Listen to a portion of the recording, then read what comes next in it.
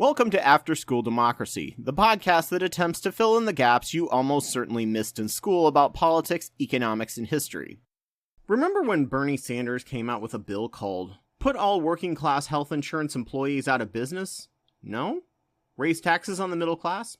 No, that's not right. Oh yeah, he called it Medicare for All.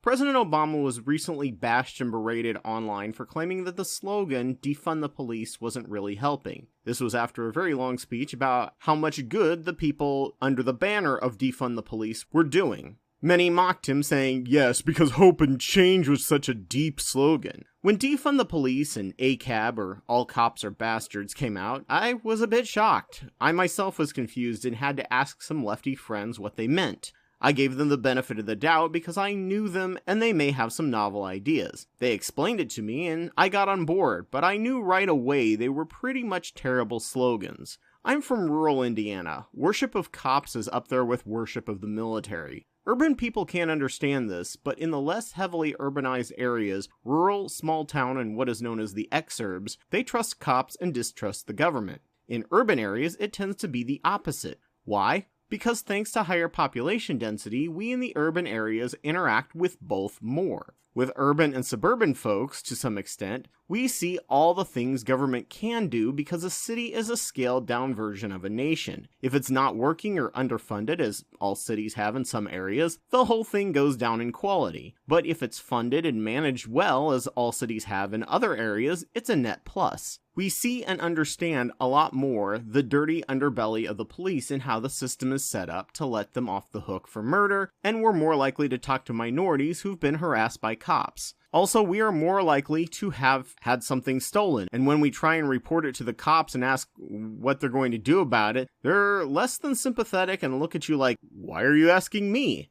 I'm just here to take a statement for insurance purposes. Your stuff is gone. I had a Vino scooter stolen, and the more I know about civil asset forfeiture, the more I realize that even if they were to find it, it's probably long gone because they probably sold it at a police auction. What makes it even worse is when you find out that according to the law, they don't have to do anything to protect you or save your life, as they can always claim they felt their lives were in danger, so they declined to get involved. This is most common in cases involving minorities, and least likely to happen with white and or middle class people who have some political impacts and clout.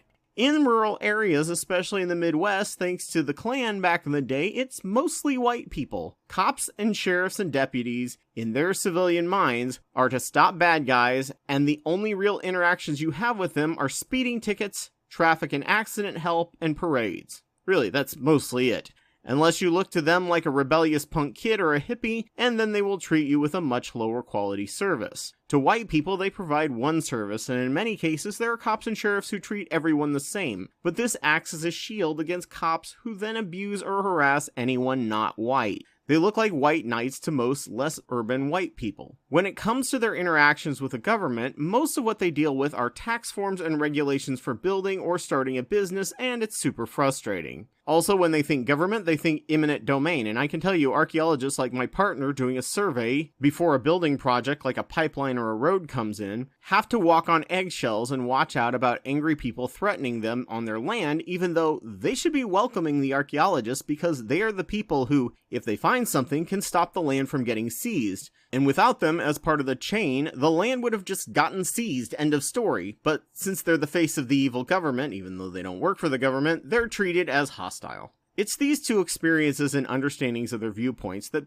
people who grew up urban or suburban can't even seem to grasp, and the rural and small-town America are horrified at the terms ACAB and defund the police. Because of this, the GOP has been able to spin the idea of reducing military spending as cutting pay for the troops, and defund the police means pay the cops less or not at all. It's easy to assume that if people you know are pretty smart, they know the same things as you. Most people don't have the time to get on the internet and hunt down what new phrases mean. Often they're there to let their brain shut down for a bit after the stress of working, similar to zoning out watching TV. I had time to ask and do research from people I trust because I have lefties I keep in touch with, even if I don't agree with them on everything. If all you have are conservative and moderate friends, you'll automatically distrust and think the worst about lefties and progressives because they aren't even human in your brains. If all you have are progressives and lefty friends, the idea that these slogans could be taken so horribly wrong, and that there is a massive percentage of people who religiously support the police, will never cross your mind. I even had people I knew back in Indianapolis from the Center for Inquiry, all of whom are very smart and intelligent people, who were posting things against defund the police slogans, saying things like, "Most people won't reshare this, but I think we should pay the cops more." Paying individual cops more for the work we actually need them for would reduce cover-ups and corruption, but only 4% of what they do needs things like weapons training. The rest is insurance purpose pencil pushing, or things social workers could easily take care of, from helping out the homeless, mitigating nonviolent disturbances, and dealing with the mentally disturbed. It's why Germany has multiple types of police, most that don't need to carry weapons, because no criminal is going to view them as any more of a threat to their freedom than a meter maid. And Vietnam has 4 branches of the police: traffic and daytime police, who are not armed, as well as nighttime police and Coast Guard, who are. ACAB, or All Cops Are Bastards slogans, refers to the fact that the policing system is massively broken, with little unbiased judicial oversight and corrupt police unions that makes it incredibly hard to fire bad and violent cops and very easy to rehire them somewhere else, just like how the Catholic Church shuffled around pedophile priests instead of kicking them out entirely and ensuring only the best fill their ranks. I talk about much of the rest of the problems in a video link below. Being a cop or a Catholic is still supporting those massively bad institutions, which makes you in some ways complicit. They will continue to be like that until they lose enough support. Defund the police also refers to the massive militarization of the police using military weapons. All studies show they don't make anyone safer, they are extra expensive, and just make cops more likely to use them for violent means because they have them. Cops don't need tanks. Ever. We can call in the National Guard if we need something like that. Taking these weapons away alone would defund the police. Hell, the SWAT team doesn't need most of these items, especially since most of what they do is respond to prank calls on people the caller didn't like, scaring the crap out of the people who the SWAT team break into, often shooting their dogs, or in the case of Breonna Taylor, the individuals who are scared to death. This practice is called swatting. So after this, we need to get to the initial issues. Slogans. People dissed Obama for Hope and Change slogan as vague and vapid after he said defund the police isn't helping their cause. Why yes, Hope and Change was purposely vague, but it was positive. You can make any positive slogan as vague as possible, and your base will rally around it. Make America Great was vague as hell, and rallied his base too. It was positive. Negative slogans, however, cannot be vague ever, or you will make it all too easy to weaponize it. I don't think defund the police caused the Dems to lose House or Senate races this year. I think the problems were way deeper and more intrinsic. But I know plenty of liberals and moderately progressive friends who were also appalled by the statement, as was my initial reaction. And I knew that if that was my first reaction, who actually follows up on things, so many more potential allies on the issue would be immediately shocked and just not follow up and let someone else tell them what they mean, most often wrong. Unburden the police, or give social workers a raise, or you can't police mental health, or neurodivergence isn't a crime would have all been better slogans. You can create a movement around a negative slogan, but you can't expand into a coalition of people who would otherwise agree with you on the topic using vague negative slogans. It's more like a secret club passphrase where everybody in the movement knows what it means, but people outside of it are lost and it sounds horrible to them.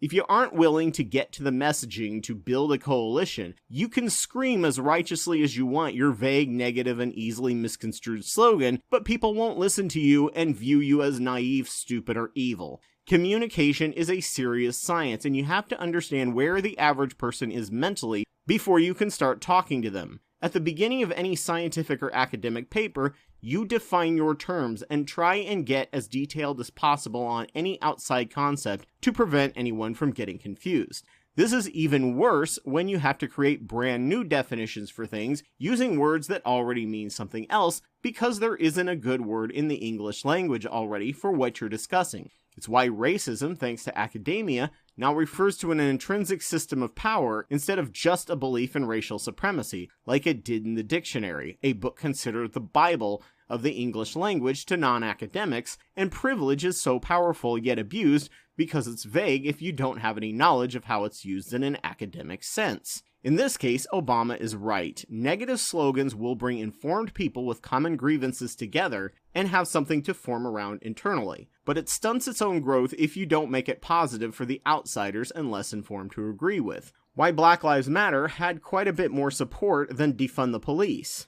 It's why Bernie didn't call his bill put all working class health insurance employees out of business, something it would do, just like how unburdening the police of work they shouldn't be in charge of would defund the police, but these negatives are just the tip of the iceberg of all the positive things the ideas would do. And just because you don't see defunding the police or military as a negative doesn't mean the majority of Americans don't.